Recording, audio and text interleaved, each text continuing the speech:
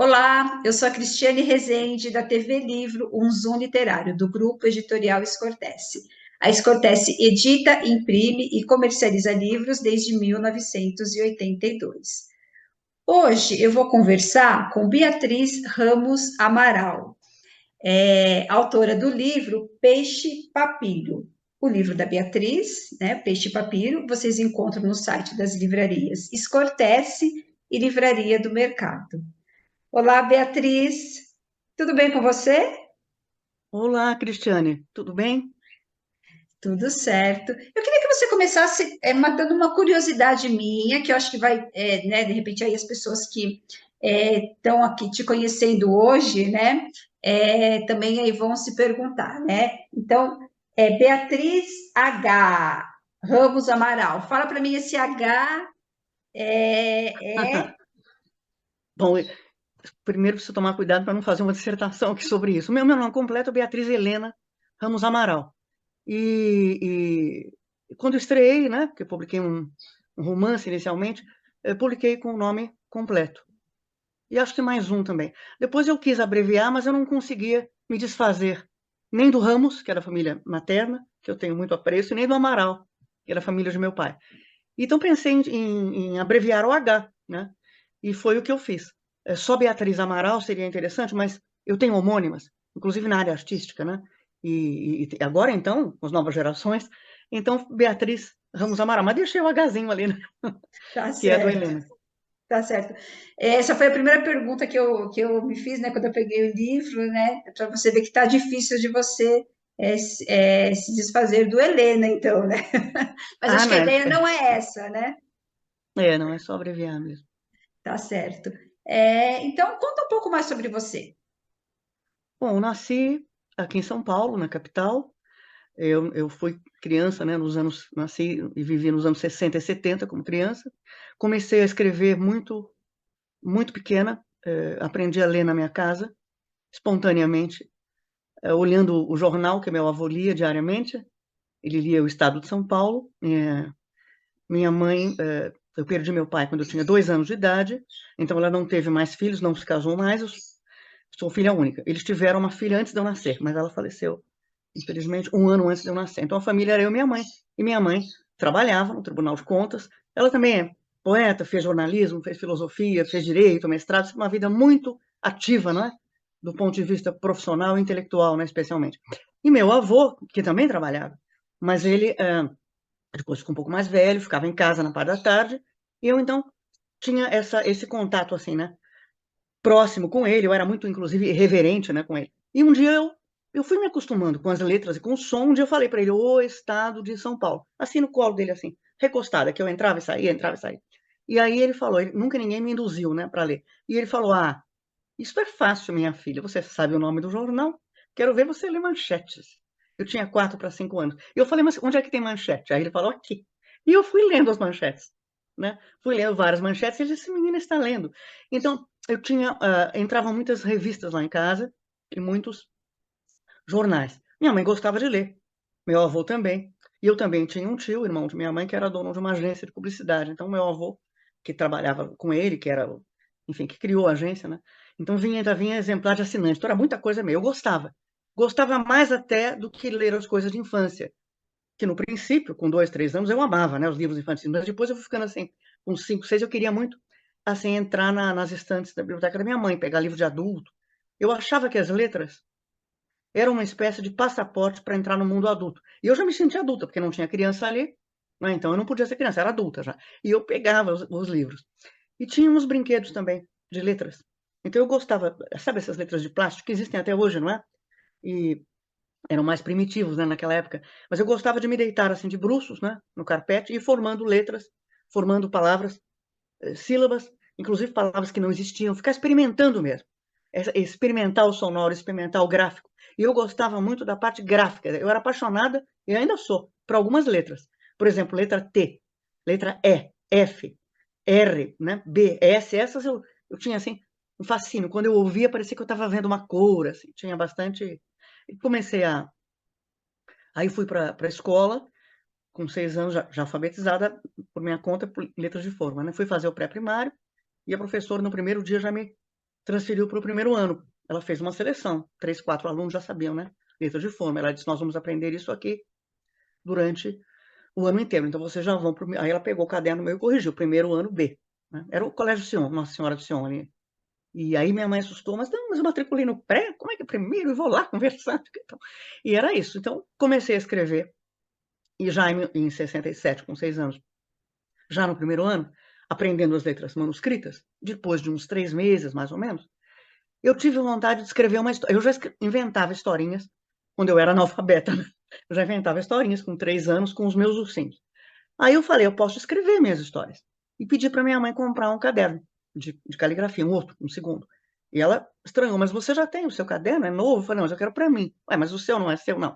Eu quero para mim, para eu escrever minhas histórias, escrever só o que eu quero, nada de colégio. E ela olhou assim, mas comprou, e eu comecei no mesmo dia, Cristiano, a escrever historinhas. Me lembro até dos títulos, muito infantis ainda, né? Escrevia, e primeiro ato, segundo ato, terceiro ato, travessão, né? Os personagens. Então, isso eu comecei e não parei mais. E poesia, comecei já em 73, já com 12 anos. Eu lia antes poesia, eu retirava, né? Da estante da minha mãe alguns livros, retirava assim em pé e olhava. Alguns eram de filosofia, não entendia nada. Isso eu comecei a fazer com 4, 5 anos, e quando eu não sabia ler ainda, e depois, com 8, 10, continuei fazendo. Então, às vezes, com 11 anos, 10, eu pegava a filosofia, eu punha de volta. Mas comecei a tirar poesia. E a minha mãe tinha, acho que a melhor poesia, né? Tinha a Cecília Meirelles, a Fernando Pessoa, Drummond, Manuel Bandeira. Eu gostei muito, especialmente, de Cecília Meirelles e Manuel Bandeira, a ponto de tirar o livro e levar para o meu quarto, assim. E Edgar Braga, né? Que sobre quem eu estudei, fiz depois mais tarde a minha dissertação. Então o começo foi assim, foi muito espontâneo.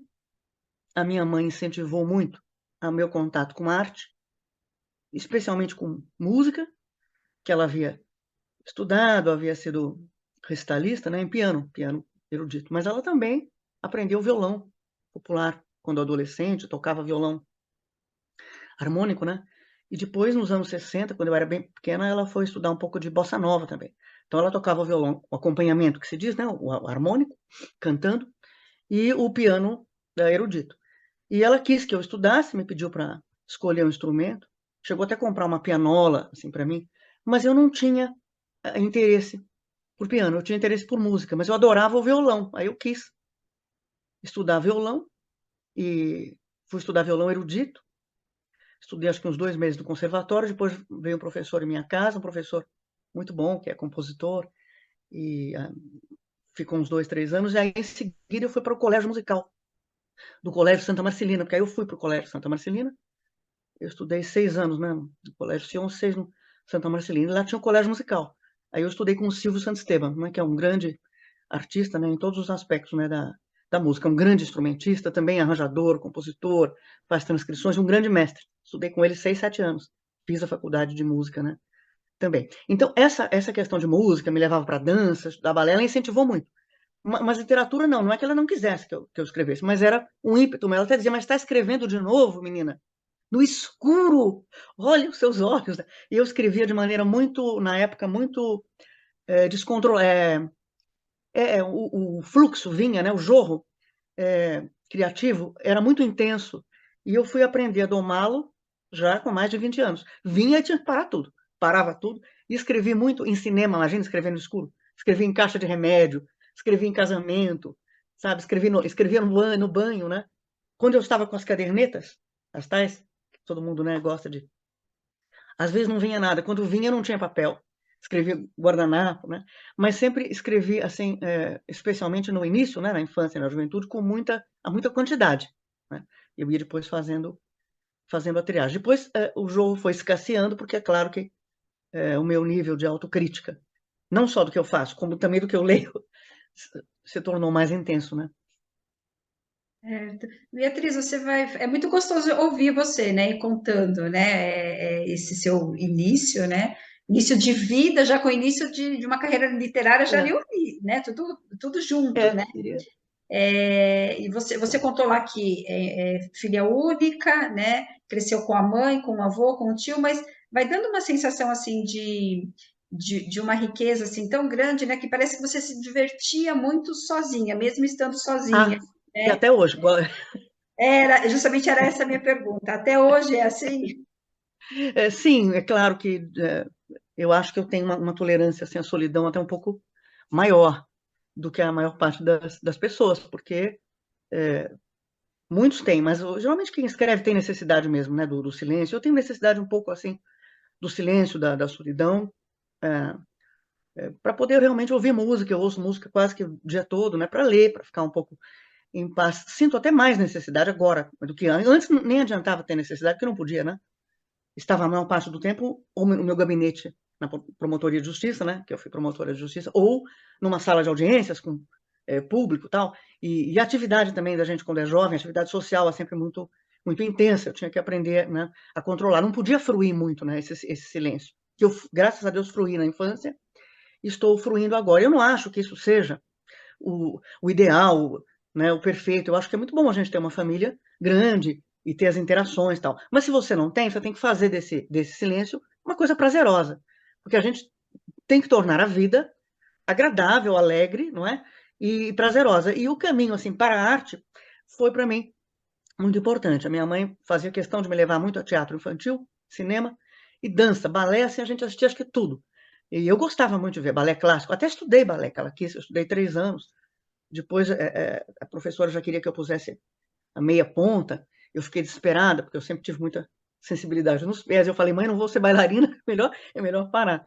Mas o violão erudito, muitos anos, tudo. Então, quer dizer, escrever, ler esse mundo artístico era para mim o principal. E eu estava percebendo, né? E hoje sei com muita clareza que eu fui desenvolvendo os meus canais sensórios, né? Porque a gente não pode criar, né, os filhos querendo que desenvolvam somente o corpo e a mente, a razão, porque a gente tem sentidos, né? Nós temos sentidos que têm que ir sendo refinados pela arte, nós nos tornamos mais criativos, não é? Certo, Ser certo. criativo é algo muito importante, principalmente no mundo de hoje, que é caótico, né, em muitos aspectos. Então, estar na arte, estar assim mais sozinha, assim comigo mesma. É claro que passam alguns. Eu consigo ficar 5, 6, 7 dias bem quietinha, atualmente, né? Depois passa, eu sinto falta. Aí eu procuro os amigos, saio e tenho as minhas. Às vezes até tenho vontade de fazer festa, sarau, já fiz muito, né? Eu fazia Aham, 2 faculdades ao mesmo tempo, a vida era muito intensa. Essa certo. paz que eu estou tendo a experiência agora é uma novidade para mim. E eu Ah, estou bacana. achando bom. Bacana.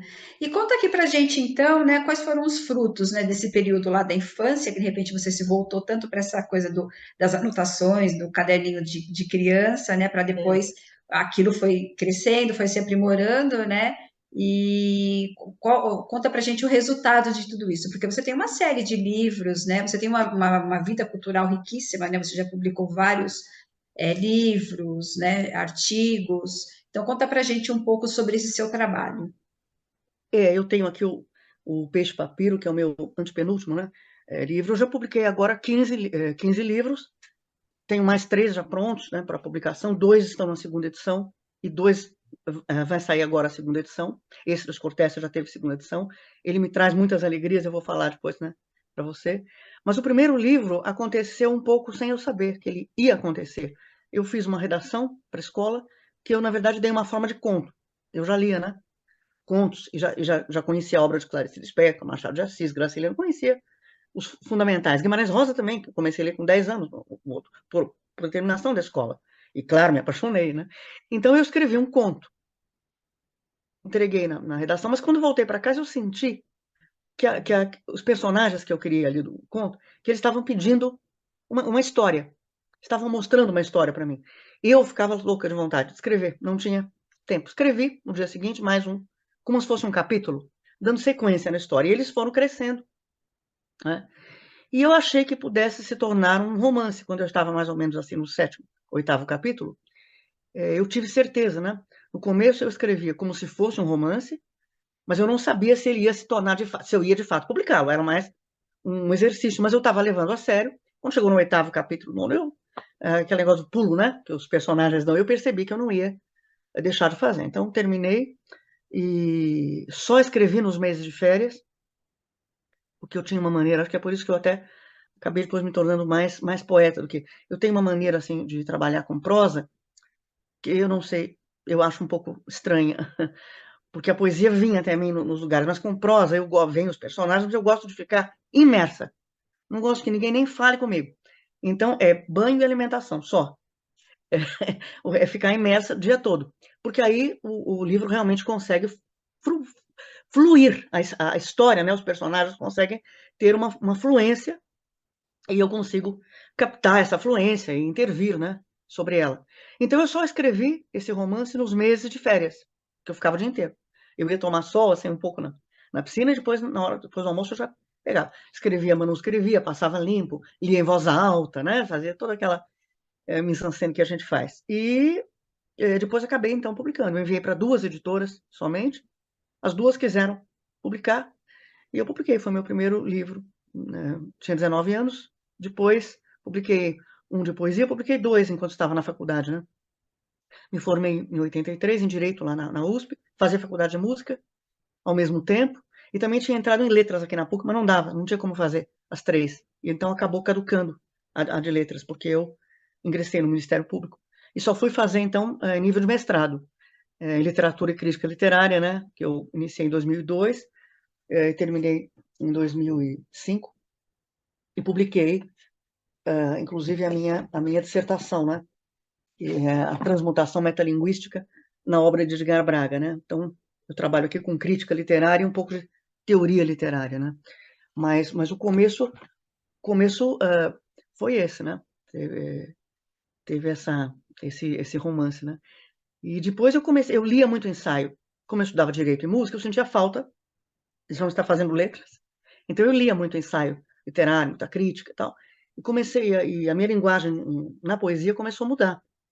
Aí, em 1988, eu publiquei esse livro aqui, que eu fiz tudo nele, fiz também a capa, que se chama Encadeamentos. Eu não sei se dá para ver, que tem uma pauta musical, porque em cima da pauta, em vez de notas, tem letras que eu colei com letra 7, né? Eu fiz esse livro todo em preto e branco. Quando eu levei para o editor, ele sugeriu as cores e a gente mudou as cores. Logo em seguida foi esse aqui, Primeira Lua. Esse é só de Haikais. E o outro também são fragmentos, né, poéticos, né? E depois, em 93, esse foi finalista do Prêmio Jabuti, Poema Cine Prévia Lege. Esta capa aqui é da artista Nina Moraes, eu a convidei para fazer, ela fez especialmente para o livro, né? E depois foi essa obra completa até 1998, né? Que o editor que quis fazer. Então tem aqui Elipse, B quadros, Melismas, Cosmoversos, Poema Cine Prévia Lege, Primeira Lua, tá? Estão todos aqui, se chama Planagem, né? E depois eu publiquei um livro narrando a trajetória estética, especialmente a discografia da cantora Cássia Eller, né?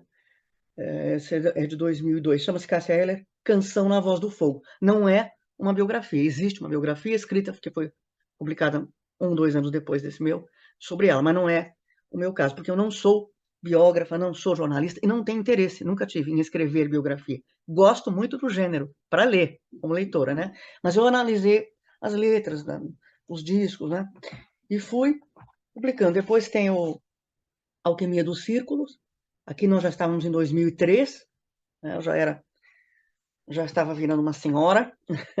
E depois fomos sim. Aí tem Luas de Júpiter, que não está aqui agora, é uma capa verde, uma editora de Minas Gerais até. Este eu já tinha mostrado, ó, é o Ateliê, que é o Edgar Braga. Depois eu lancei um livro de contos, eu acho que ele fugiu aqui agora, que se chama Os Fios do Anagrama. No mesmo dia, lancei um jurídico, que foi em 2016. Em 2017, entre 2017 e 2018, eu tive um reencontro com o João. Ele falou, você precisa publicar alguma coisa comigo. Eu falei, eu preciso mesmo. E aí aconteceu uma coisa que eu quero lhes contar, que é algo muito feliz, né, para mim. Porque quando eu publico um livro, geralmente, né, de poesia, desses 15, 7 são de poesia, né, e 8 são de outros gêneros, né? Porque tem o jurídico, tem o conto, tem o romance, tem o crítica literária, tem. Então, o gênero que maior incidência é a poesia. Quando eu estou terminando de escrever, acho que só de fazer as revisões, de ver a capa, a gente sente assim um estímulo e começa e continua escrevendo. Às vezes, alguns poemas estão exatamente na linha daquele livro e eu faço de tudo para conseguir que a editora ainda consiga inseri-los, um ou dois. Geralmente isso dá certo. E às vezes eles começam a sair, mas já são uma outra história. A gente já percebe que a outra é por uma questão de filigranas que a gente, de modo intuitivo, vai percebendo. Depois a gente analisa tudo mais. E então veio para mim um título. Quando eu estava publicando um livro em 2007, veio para mim um título de um livro que também é um título de um poema, que é exatamente Peixe Papiro. Veio, assim, eu estava caminhando dentro de casa, caminhando, vem muito isso quando a gente está caminhando, veio assim, Peixe Papiro, e veio. E logo depois, alguns dias depois, veio o poema, que é o poema que, além de dar nome ao livro, ele abre o livro, é o primeiro, né? E depois não veio mais nada. Vieram, nos 10 anos seguintes, outros poemas de outra filiação, os contos, outros projetos, a tese, e esse livro não. Aí saíam de vez em quando alguns poemas que eu falava, isso está relacionado. Aí eu punha lá na pastinha. Mas ela foi assim, aumentando, crescendo de maneira muito, muito lenta, comparando com os meus livros anteriores, que saíam assim num jorro, né? E naquele momento em que eu encontrei o João e falei, vou aplicar um livro de Cortez e tal, ele já estava assim, já estava mais ou menos. E quando eu sentei para assim no computador, eu escrevi, o que faltava escrever assim, inteiro. Esse, então, foram 11 anos que eu passei com essa ideia, né, do título. E o poema, que eu até, ele é muito curto, eu até leria, se você...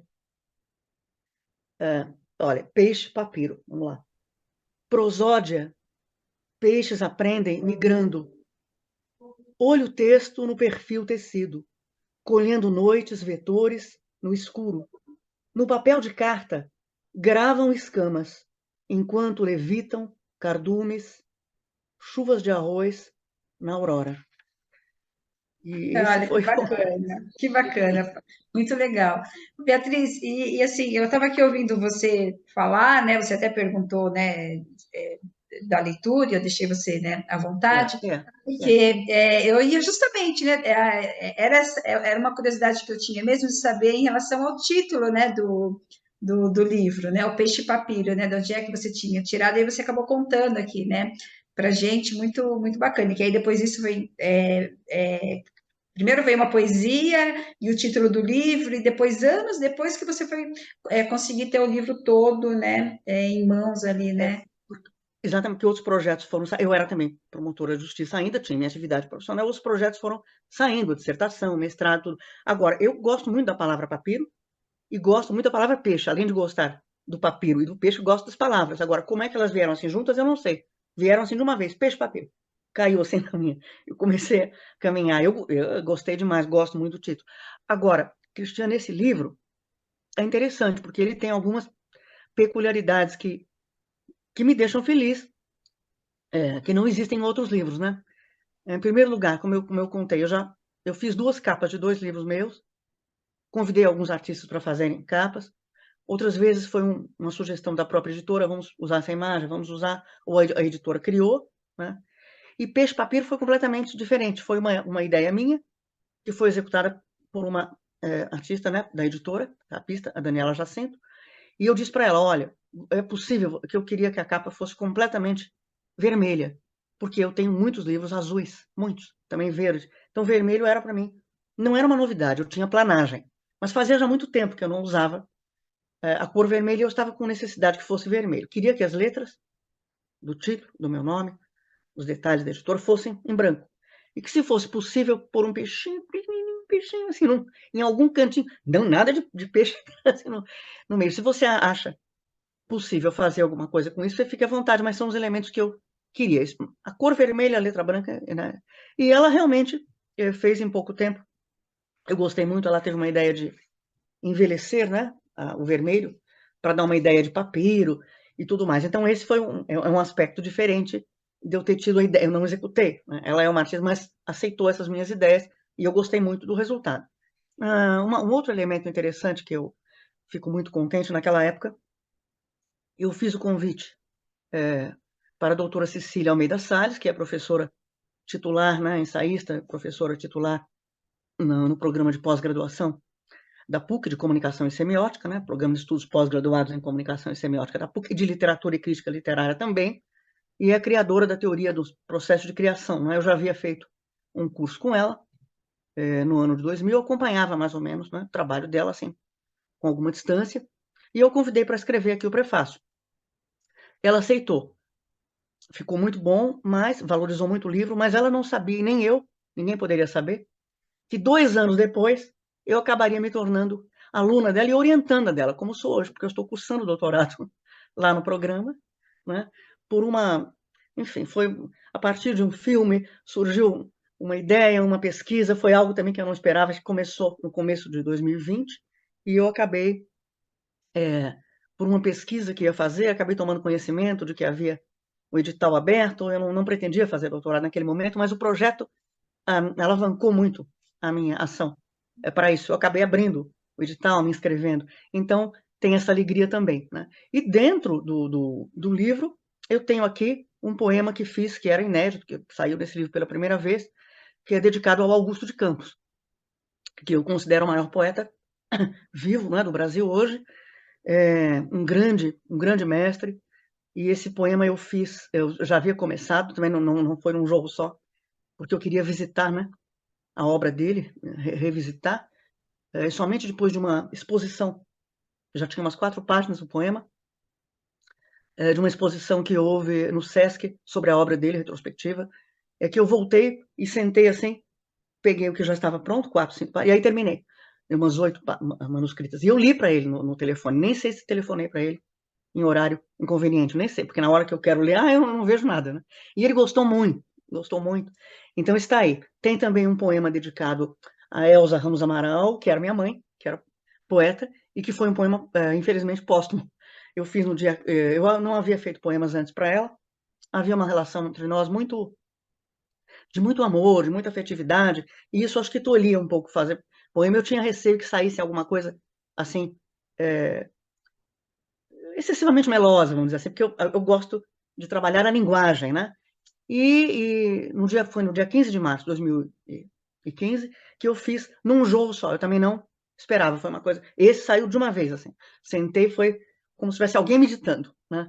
E eu gosto bastante dele. É Área para Elza Ramos Amaral. Né? Esse que eu fiz para Augusto de Campos chama-se Poemóvel para Augusto de Campos. Tem outros também, poemas dedicados. Tem para Olga Savary, tem para o Haroldo de Campos, mas não eram inéditos. O do Haroldo de Campos havia sido publicado pela primeira vez no Alquimia dos Cercos, em 2003. Né? E, então, isso também é um traço diferenciador. Também ele obteve um prêmio da ZL Books, de melhor livro de poesia. É um prêmio internacional, mas é só para livros de língua portuguesa, né? Então, na categoria poesia, E eu fui receber esse prêmio no Rio de Janeiro, começo de 2020, e logo depois se esgotou, então a gente fez uma segunda edição. Então, ele tem me trazido muitas alegrias. É um livro do qual eu gosto bastante, e ele resgatou o meu processo de escrita, de construção de poemas, que é um processo provavelmente parecido com o de muitos poetas, mas enfim, eu gosto de escrever, gosto de manuscrever. Eu faço poemas no computador, já fiz muitos, inclusive uma boa parte do Peixe Papiro, mas eu gosto mais do computador para prosa, não é? Para escrever meus artigos, resenhas, para os contos, eu fiz quase todos no computador,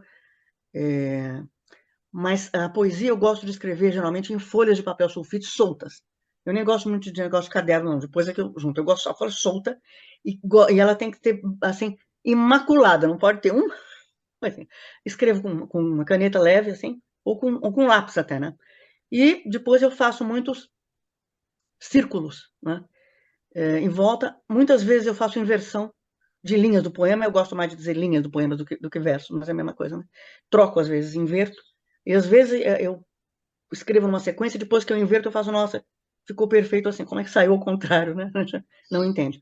E geralmente não vem tema, não vem nada disso. O que vem é uma estrutura rítmica minha, que não é estudada, mas vem assim, de uma forma intuitiva, e vem uma palavra, um lampejo assim, de palavra, uma frase, tudo. E às vezes eu sinto que aquele está sendo construído naquele momento que eu não posso deixar de fazê-lo. Tenho que fazer. O jogo é muito intenso, né? Eu faço. Outras vezes vem só um trecho, uma estrofe. Eu guardo ali depois, né? Mas gosto dessas folhas, né? Eu não tenho disciplina de horário, tenho que escrever de manhã, né? Quando eu estou escrevendo livro de prosa, sim. Eu já acordo de manhã, eu já vou imediatamente para o computador, porque eu já durmo naquela. Mas com relação à poesia, não. Eu já fiz poesia de manhã, mas eu gosto muito mais de fazer à tarde, geralmente depois das 5. Depois das 5, depois das 6, quando o sol já está querendo ir embora. A noite, para mim, é muito fértil, né? Para escrever. Porque aí ninguém incomoda, a gente fica um pouco mais num estado assim, as palavras, as letras ficam mais próximas de mim, não tem interrupções, intervenções, enfim, não tem esse caos todo, né, do mundo cotidiano, né, Certo. Ô, que a Beatriz, gente tem. você contou lá no comecinho, você está falando agora da sua relação aí com a poesia, né? E mais uma vez é gostoso a gente ir ouvindo você É, contando, né?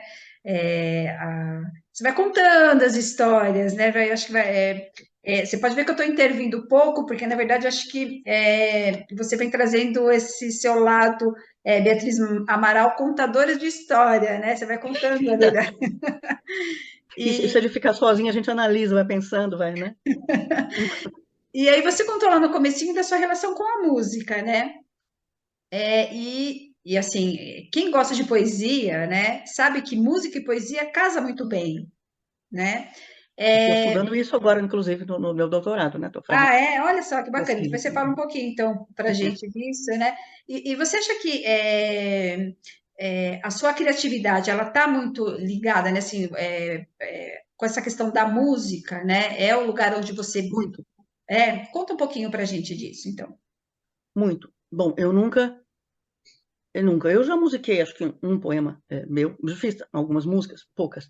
Alguns colegas meus, na época da faculdade de música, que estudavam composição e compunham diariamente, musicaram alguns poemas, meus já aconteceu essa experiência. Mas o que acontece é diferente, quer dizer, vem para mim um ritmo. O ritmo é dono de tudo, sabe? E esse ritmo vem assim de maneira forte. Nós todos temos ritmo, né? Nós somos simétricos, né? Somos bípedes, né? Nós caminhamos, enfim, nós temos o nosso coração, né? Bate, o pulso, nós temos movimentos rítmicos, né? No corpo, isso todos nós temos. Agora, o fato de ter estudado, né? Violão, erudito, teoria, harmonia, solfejo, depois na faculdade, contraponto, né? Análise, todas essas, harmonia e percepção musical, coral, enfim. Mas comecei a estudar com 7 anos e ia muito a concerto, porque minha mãe me levava para a orquestra sinfônica. Eu gostava muito, mas ela me levava tanto que às vezes eu falava, pelo amor de Deus, me deixa brincar ao ar livre. Ela falava, não, mas hoje Chopin, Brahms, eu já comprei, já está aqui. E íamos muito. E isso, é claro, vai dando, ouvir a música clássica, a música erudita, né? Eu gosto especialmente da música barroca, da música medieval, gosto mais. Mas, enfim, toda a música erudita, né? Todos os movimentos, a clássica, a barroca. É, e dessa forma, como eu estudei, eu ouvia. Depois, na época da faculdade, eu também ia ouvir, porque eu tinha muitos professores, né? Músicos, virtuosos, né? E alguns colegas que já tocavam em orquestras. Então, eu estava muito próxima disso. Então, na hora de escrever a poesia, mas isso é uma coisa que eu acho que eu já tinha de infância, na prosa, nos contos. Assim, eu ouço a frase, a linha, né? E se ela não tiver a estrutura rítmica que eu quero, eu corto. Imediatamente, eu não deixo nem nascer uma frase que não tenha uma estrutura rítmica que seja aquela que eu estou intuindo naquele momento. É totalmente intuitivo, quer dizer, vem desse processo de aprendizado, certamente vem assim com força. Certamente, não sei nem se é certamente, mas provavelmente, né? Posso deduzir. Mas vem uma estrutura, por exemplo, alguma coisa assim como tá, tititá, tá, tá, alguma coisa assim. Então eu sei que eu tenho que escrever uma letra tá, taraná, tá, tá. Se eu escrever uma outra coisa enorme, eu já vou cortando. Ou se vier também muito curto, eu vou, porque veio esse ritmo. Então é um ritmo que eu vou vestindo, né? Com palavras, né? Como se fosse um cabide que eu vou colocar uma roupa por cima. E depois eu leio para ver. Tem que fazer conferência, leio em voz alta, né?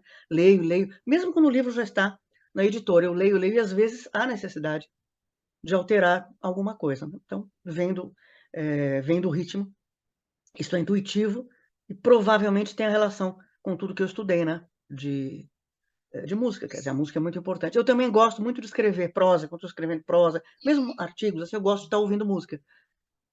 Música instrumental, geralmente, e jazz também. Agora, eu gosto muito da nossa MPB, sou apaixonada por bossa nova e estou cada vez mais apaixonada pelo samba.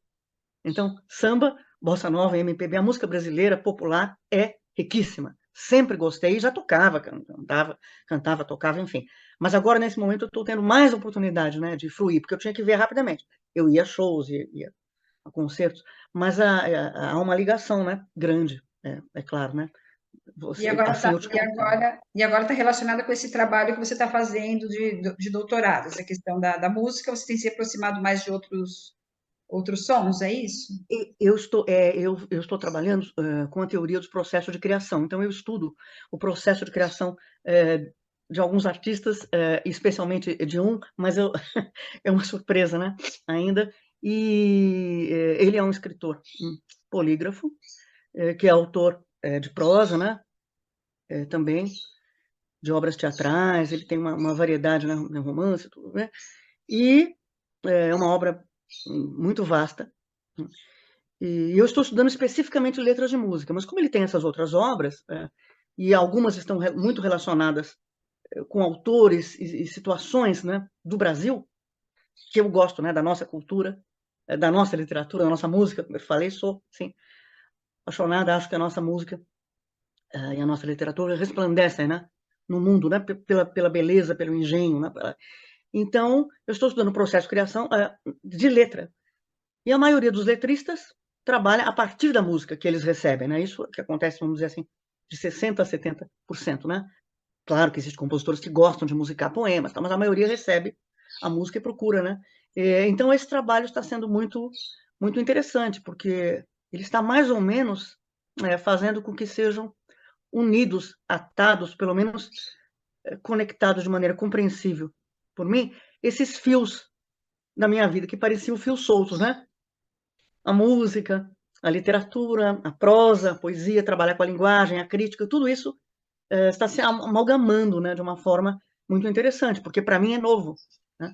É uma novidade, é uma descoberta que eu faço, né, a cada dia. E tenho o privilégio de contar com a orientação da doutora Cecília Almeida Salles, que é a criadora da teoria dos processos, né, de criação. Então, eu tive um livro meu estudado nessa ótica há muitos anos atrás. A tese foi defendida pela Ana Luísa de Camargo Arruda Bauer, sobre o meu livro Encadeamentos, em 1993. O livro é de 88, foi aí que eu tomei contato com essa teoria que estava sendo difundida no Brasil e que foi criada, né, por ela desta forma. Existia a crítica genética, né, na França, e a Cecília criou essa teoria dos processos de criação, que não está relacionada somente com a criação literária, mas com a criação artística, estética, nas várias linguagens, né? Então está sendo muito, muito prazeroso e um presente. É um percurso árduo, né? A bibliografia é imensa. E você vê, eu gosto de falar, eu gosto de escrever, então, para pesquisar também, eu abro assim o leque, quando eu vejo, estou assim com a minha mesa para leitura. Mas eu acho que é para isso que nós estamos aqui, né? Todos nós no mundo, para fazer, não é verdade? Transformar, criar, construir, para isso que a gente está, isso que nos dá a felicidade, né? Certo, com certeza. E Beatriz, você vem contando para a gente então desse seu universo riquíssimo, né, que é voltado aí para a área artística, né, tanto da música quanto da literatura, né. Você chegou a citar aí até a sua relação com a dança, né. E aí tem a mulher também jurista, né. Teve lá todo o seu trabalho lá voltado para a área de Brava. direito, né? Eu queria que você dissesse para a gente se dá para traçar um paralelo ali, né, entre a Beatriz, né, jurista e a Beatriz que é ligada voltada lá para a questão da literatura, né? São mulheres diferentes, é a mesma mulher? Conta para a gente como que é essa relação. Não, é a mesma mulher, mas que teve que ter posturas muito diferentes, né? Eu nunca me considerei propriamente jurista, mas mais, assim, uma operadora do direito, como tantos promotores de justiça e procuradores de justiça que eu fui durante 30 anos, 20 anos em primeira instância, 10 anos em segunda instância. O Ministério Público de São Paulo, né, do Estado de São Paulo, me trouxe também muitas alegrias e um aprendizado humano, né, muito grande.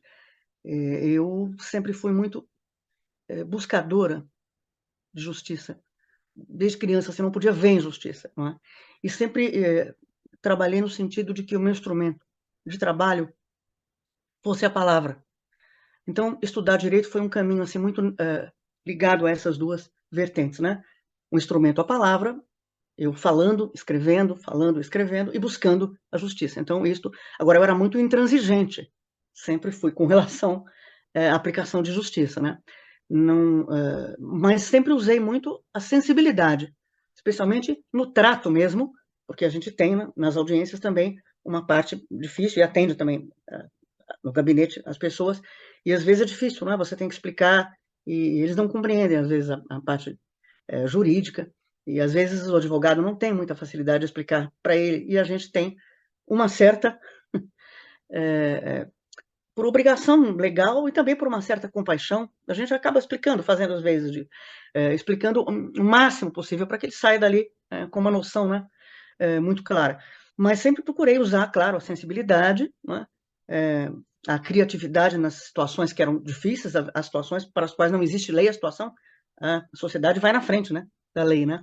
Mas sempre tive que ter uma postura formal, né, de aplicação de lei, que essa é uma das funções do Ministério Público, que é a função de custos legis, né, que verifica se a aplicação da lei está sendo feita pelos outros promotores, pelos juízes, não é? Pelas testemunhas, pelos funcionários, pelos advogados, pelas partes, né?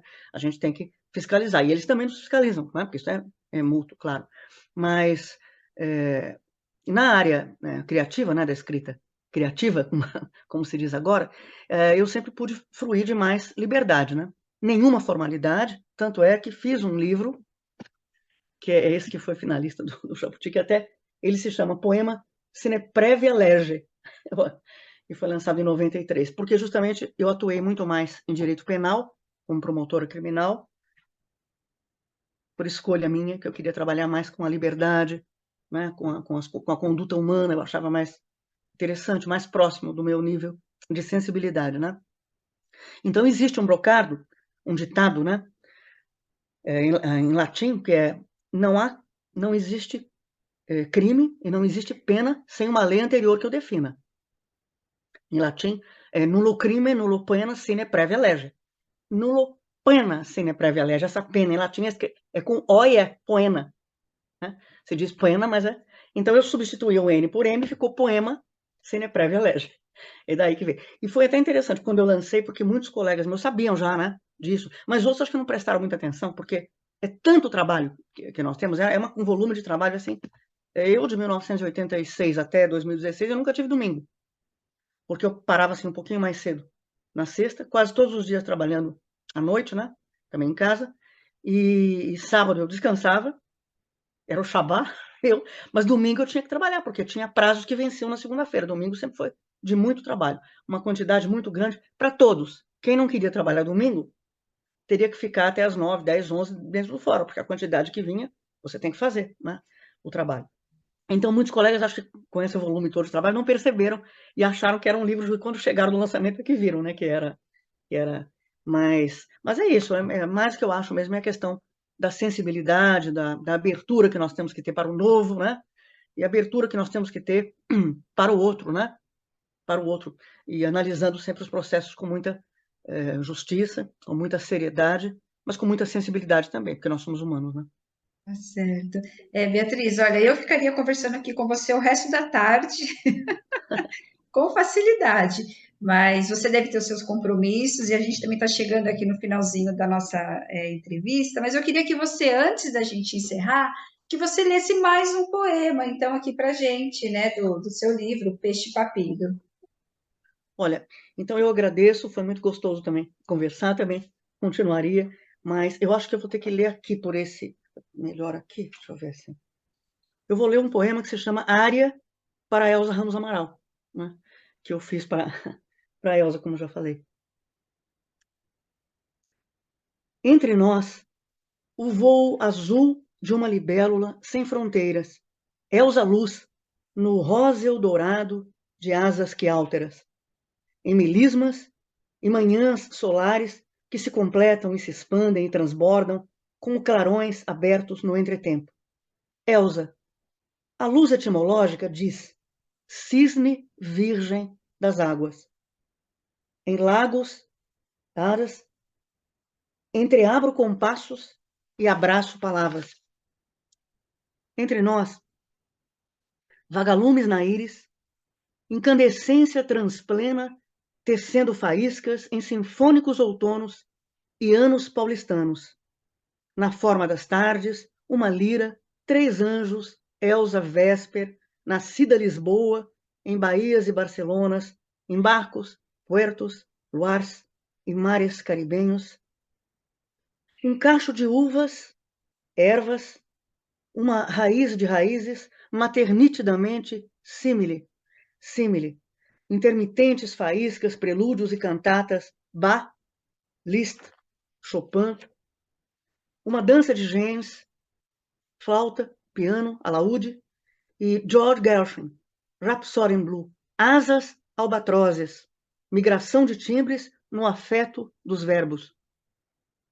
Uma escala diatônica em Ré maior, com 2 sustenidos na clave, e fadas semifusas, entre comas, tônicas, centauros, unicórnios, lírios colibris e hélices modais.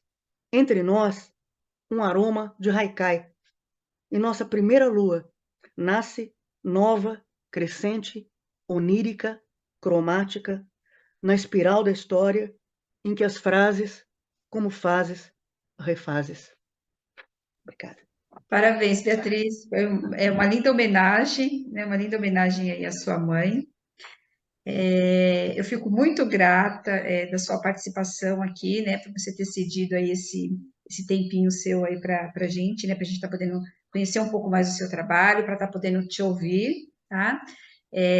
Volte mais vezes, né? Espero que você publique logo um novo livro aí pela Escortece, para a gente estar podendo conversar mais um pouquinho, tá bom? Então, eu fico muito grata e parabéns aí pelo seu trabalho. Muito obrigada, foi um prazer. Até breve, Cristiane. Um abraço para todos.